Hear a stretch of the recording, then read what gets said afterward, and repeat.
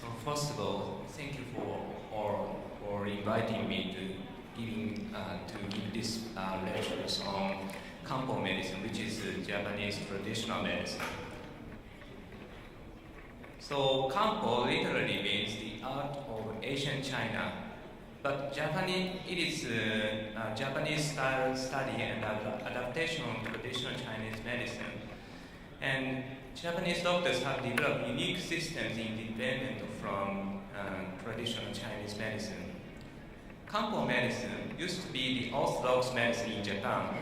Before the introduction of modern medicine in the 19th century, Kambo medicine has long history of treating people from 7th century, but in 1874, according to the medical care law in Japan, the German medical system was adopted, and Kambo education was abandoned at the time.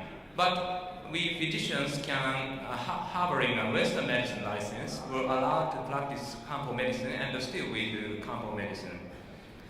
Kambo formulation extracts are approved under the National Health Insurance Program since 1967, and to date, 148 Kambo formula extracts and 241 crude drugs and 5 crude drug preparations are covered by NHI in Japan. And Kambo is generally regarded as herbal medicine in the present-day sense in Japan. So, I'd like to say that Kambo is quite different from traditional medicine in the rest of the world, because only doctors are allowed to practice Kambo in Japan. Kambo formula exclusively prescribed by medical doctors and medical dentists, and still you can buy Kambo OTCs, which is available in pharmacies. And researches on Kambo formula have the same quality as those on newly developed agents like newly targeted medications. And MDs usually prescribe Western medicine and Kambo at the same time according to traditional knowledge and rational evidence. Kambo had been educated privately for a century because it was abandoned, and many house methods in Japan were developed.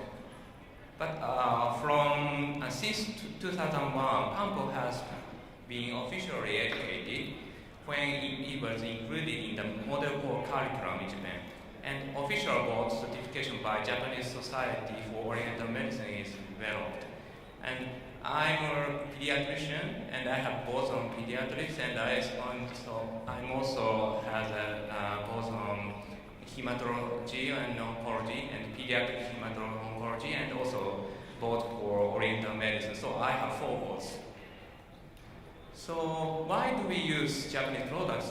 Because the qualities were regulated by the Japanese government, including food drugs, extracts, and conventional food drug products. This is one process of production and testing of Kambo extracts. The final product lacks residual agricultural chemicals or other heavy metals, and so it is very safe to use the food products. And we also have many original articles regarding evidence, but many of the original articles are unfortunately written in Japanese, but there is a structured summaries of 402 RCTs are currently available for free in English, so you can connect for free for achieving these summaries. Because I'm an oncologist, so I'm very interested in oncology. So Kambo oncology in Japan started from Muromachi period, 14th century, when Dosan Manase introduced and spread the state-of-the-art Chinese medicine in Japan. And since the Edo period, there was adaptation of antiquity medicine, and the application of classics to the state-of-the-art medicine was very prevalent. And there is very interesting combination of Western medicine at the same time. Seishu Hanaoka is a very famous Japanese surgeon who did surgical resection of breast cancer because he knew that Chinese herbal medicine itself cannot eliminate the breast cancers. So he turned on surgical resection, but he used Kambo general anesthesia this is the first in the world to use general anesthesia for detecting breast cancers. It is before the usage of the etel anesthesia. And he also invented the anti-suppressive decoctions, Jumi-Hai doctor, and also topical therapy after surgery, Chiunko, which are still used by us. Since the Meiji period, because he became underground medicine, but the studies on drugs were continued in pharmacy. And since Showa period, there was a renaissance of Kambo medicine, and case reports and basic studies were very much published at the time.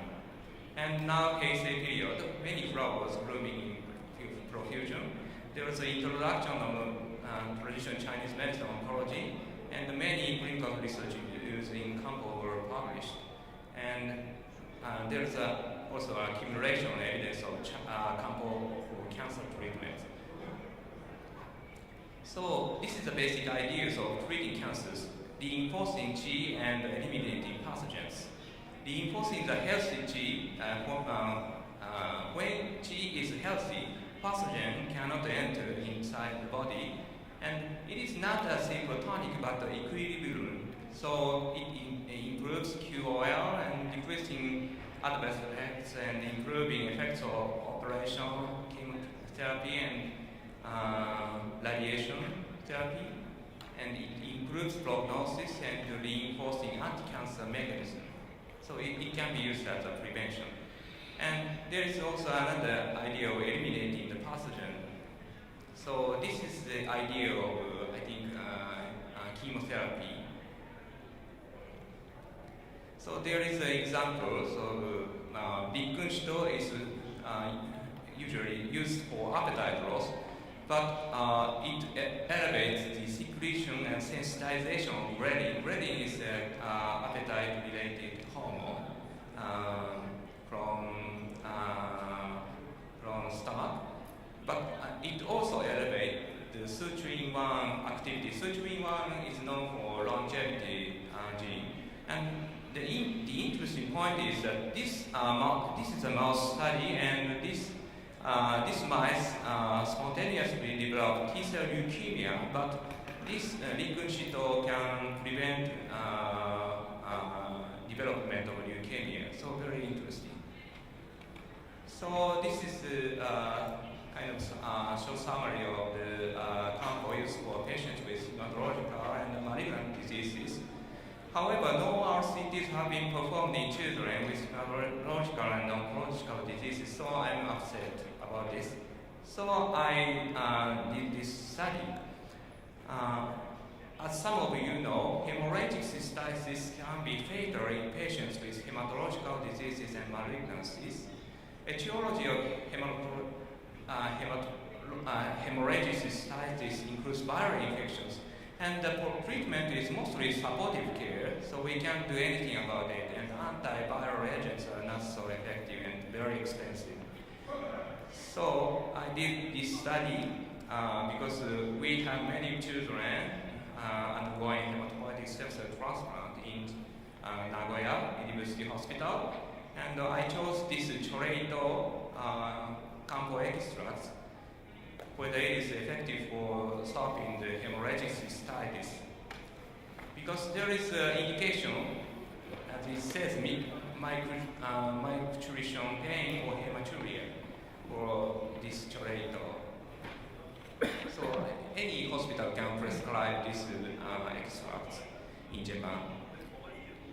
So the time to hemostasis of hemorrhagic cystitis tended to be shorter in chorreito group, and especially in patients with massive hemorrhagic cystitis, the time to stop macroscopic hematuria was significantly lower within just 1 week, and the control group tend to be continued until 1 month or so, and which was significantly different.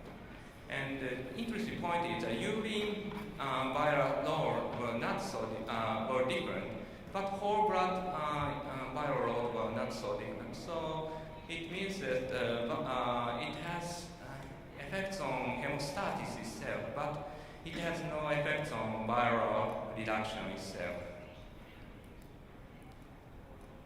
And the CAT scan shows peri-vesical inflammation is improved after chelator.